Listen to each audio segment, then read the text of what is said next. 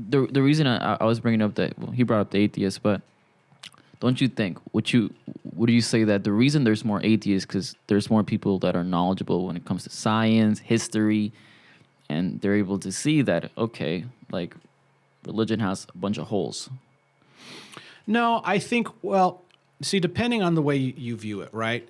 It would be easy to pick the worst out of Christianity and say, well, this is what Christians are, and pick the absolute worst of it. You know, you could do that easily with Catholicism. Yeah, well, yeah, You can do it with any religion. sure. You could pick the worst. You know, you could base all Mexican food on Taco Bell and say like a Taco Bell, and so you know The worst. I know. you know, especially what's interesting is you get into a lot of the physical sciences, and you see a higher amount of atheist professors in there. And so, you know, they just teach the subject from a secular point, and a lot of times they fully exclude God from all of that. Not all of them, but a lot of them do. And But it's because you can't, for example, from my experience at least, I don't know, you can't put God in. So, for example, let's say I'm doing an essay, right? I have to bring credible sources, right? Sure. Things that can be proven, or at least things that have been peer reviewed. God is not like, I can't bring a story of God, for example, into my essay unless I'm just talking about God, you know, and the belief. So I think that's where it breaks down. There's a difference between faith and a belief, you know, whichever it could be, and actual facts or actual data. See, but here's the thing: that data at some point, when you're talking about things like research, when you're talking about peer review, a lot of people are practicing faith in those areas too. So, for example, you're a student in a science classroom. Okay. You have faith that the professor knows what he's talking about. You have faith that that professor got a good education. You have faith that that textbook has the facts in there. You have faith that those are the facts. Well, is it faith? Because, for example, like he has a college education, right?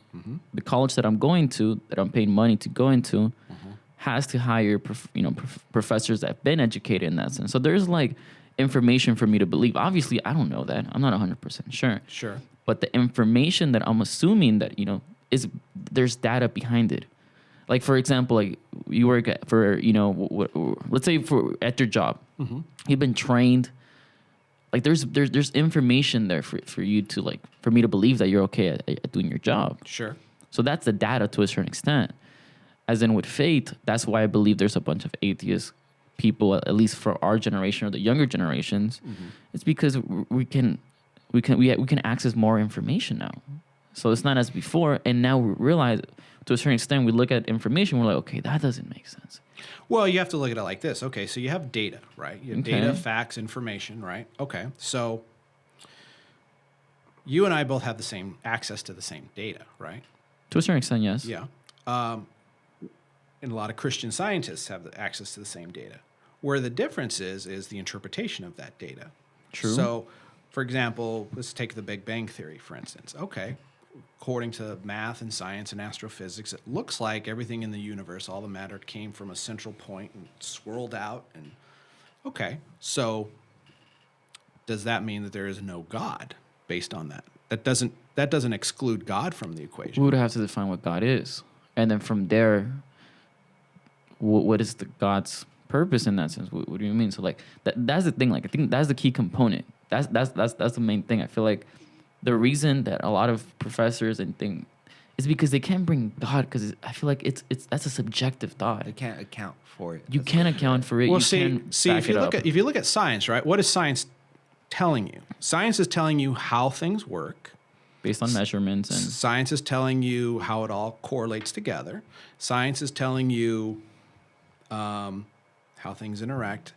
What science isn't telling you is where it all came from. Science isn't telling you why it exists. It'll tell you how two molecules interact. Well, why do those two molecules exist? Where do they come from? We say, oh, what happened at the Big Bang? But you could keep regressing backwards. Where did the bang come from? Where did the energy come from? we're not smart enough for that. We don't have to.